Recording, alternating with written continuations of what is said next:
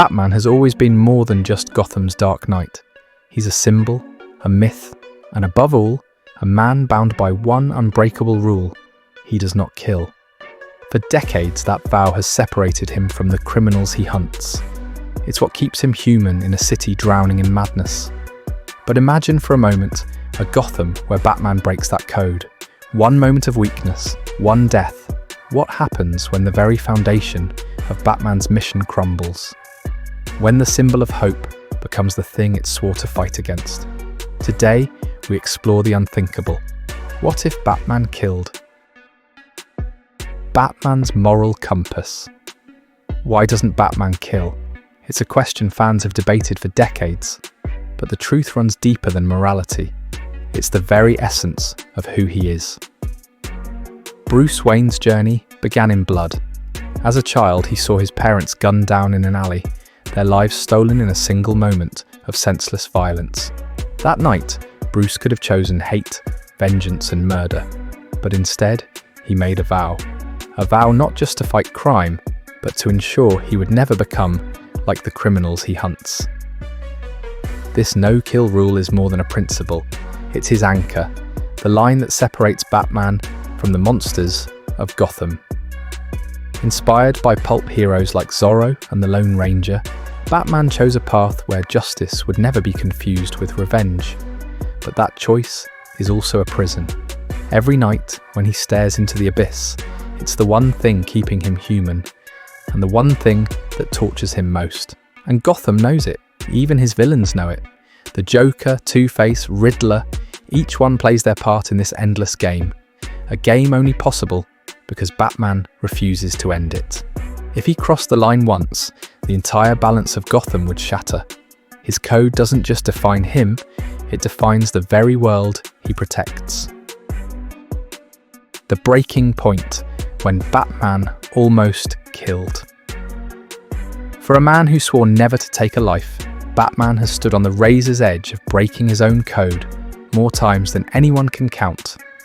And those moments reveal the darkest corners of his soul. Time and again, Bruce has found himself face to face with the temptation to end it all, especially when it comes to his greatest enemy, the Joker.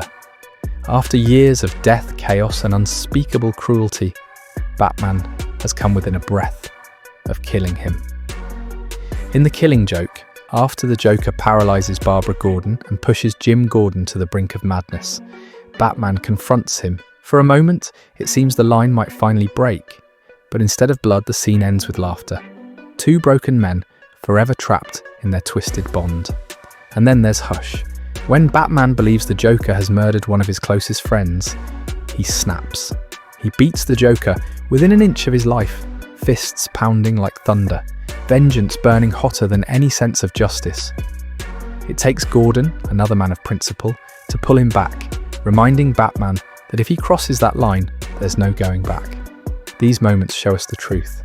Batman isn't unshakable. He's human. Rage burns inside him just like anyone else. The difference is, every night, he chooses not to give in. And that choice is what makes him Batman. Gotham's reckoning, a city transformed. If the day ever came when Batman finally broke his sacred code, Gotham would never be the same again. For decades, the people of Gotham have lived under the shadow of crime and the beacon of the Bat. The Bat signal in the night sky meant justice. It meant protection. It meant someone was out there fighting for them. But if Batman crossed the line, if he became judge, jury, and executioner, then that symbol of hope would twist into something darker. The city would no longer whisper, "He's coming to save us," but pray he doesn't come for us next. The rogues would react in kind.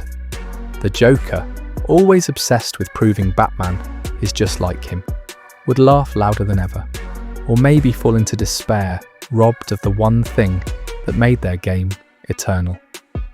Riddler, Penguin, and Two-Face would adapt instantly, recalculating their survival strategies in a world where the Bat plays by no rules. Suddenly the game has changed, and Gotham's underworld would be forced to evolve or die. And what of the Gotham City Police Department?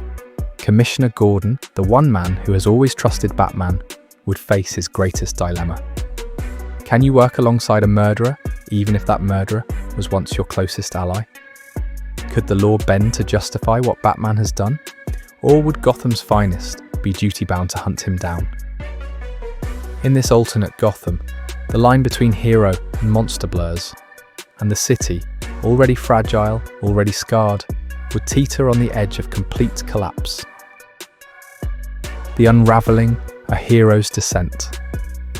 When Batman breaks his code, he doesn't just lose Gotham, he loses himself. The first death at his hands wouldn't free him, it would haunt him. Bruce Wayne's nights, already plagued by the memory of gunshots in an alley, would now be filled with new nightmares. The faces of those he killed staring back in silence. Guilt corrodes him, and with every sleepless night, the Dark Knight grows more reckless, more brutal, less in control.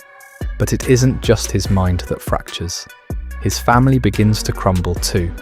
Alfred, the moral anchor who raised him, would no longer recognise the boy he once swore to protect. He would leave, refusing to watch Bruce destroy himself. Nightwing and Robin, symbols of Batman's hope and legacy, would turn away in anger and grief, refusing to fight beside a killer.